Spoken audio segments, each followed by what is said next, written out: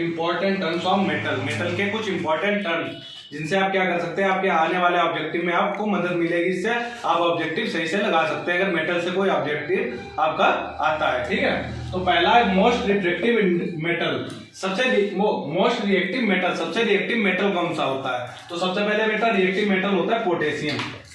Potassium का symbol होता है K, और दूसरा इसके बाद आता है सोडियम। ठीक है, सोडियम का होता है Na। उसके बाद बेटा लाइटेस्ट मेटल, सबसे लाइटेस्ट हल्का मेटल कौन सा होता है? तो L से लाइटेस्ट है, तो इसके साथ होता है बेटा लिथियम। लिथियम ये लाइन। ठीक है, हेवीएस्ट मेटल की बात की गई तो ये क्या हो जाएगा? ओरेशियम। ठीक है, अगर मेटल है, अगर क्या करते हैं हेवीएस्ट हम एलिमेंट कर दें तो वो हो जाएगा यूरेनियम। हेवीएस्ट एलिमेंट तो वो हो जाएगा यूरेनियम। यूरेनियम। अगला है मोस्ट स्टेबल। मोस्ट स्टेबल क्या होता है बेटा? तो वो गोल्ड होता है। गोल्ड ये स्टेबल मतलब तन्यता यहाँ पे होती है बेटा, इससे इतना स्टेबल होता है कि आप इसको अगर खींचोगे थोड़े से तार को, इतना हल्का होता है। प्योर सब्सटेंस की अगर बात की जाए, प्योर सब्सटेंस बेटा 24 कैरेट का होता है। 24 कैरेट पे कोई सोना आपका नहीं होता है। आपके घर में जो भी मम्मी पहनती है, कोई भी आभूषण होता है, वो 24 कैरेट का नहीं होता है। शुद्ध सोना लिखा होता है 24 कैरेट, लेकिन 24 कैरेट पे अगर होगा बहुत ही हल्का बनेगा। उससे आप क्या करते हैं, इतना हल्का होता है, इतना स्टेबल हो जाता है कि आप थोड़े से तार से, मतलब आप उसका अगर तार बनाना चाहो तो 200 मीटर तक थोड़े से मात्रा में 1 ग्राम में बना सकते हो। 1 ग्राम में 200 मीटर तार बना सकते हो। ठीक है, उसके बाद क्या बेस्ट हीट एंड इलेक्ट्रिसिटी, आपको पता ही है सिल्वर होती है।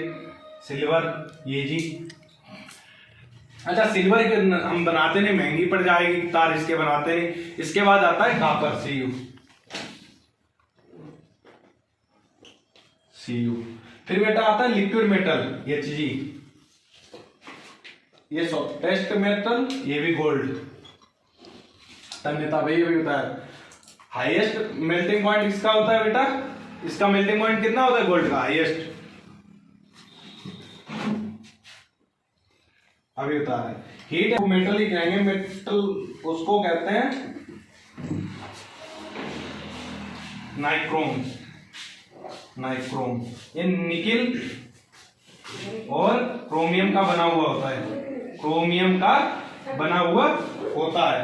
ठीक है, उसके बाद हार्डेस्ट सब्सटेंस क्या होता है? Hardest substance in human body, दोनों बताओ। हार्डेस्ट सब्सटेंस क्या होगा और hardest substance in human body. इसमें इनेबल होता है जो टीथ वगैरह के लिए, हमारे टीथ में यूज होता है, हड्डियों में होता है, कैल्शियम फास्फेट जिसे कहते हैं। ठीक है, यहाँ आप लिख देना।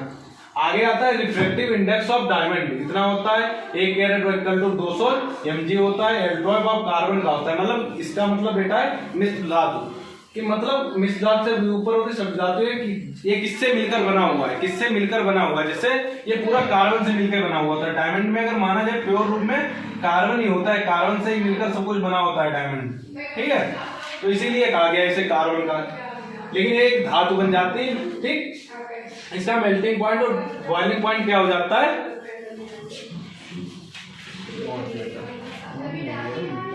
ये मेटल में नहीं आता है। ठीक है, अब ये मत कहते ना डायमंड मेटल में नहीं आता, इसका melting point boiling point carbon की वजह से इसका नॉट मेटल में आता है। ठीक है।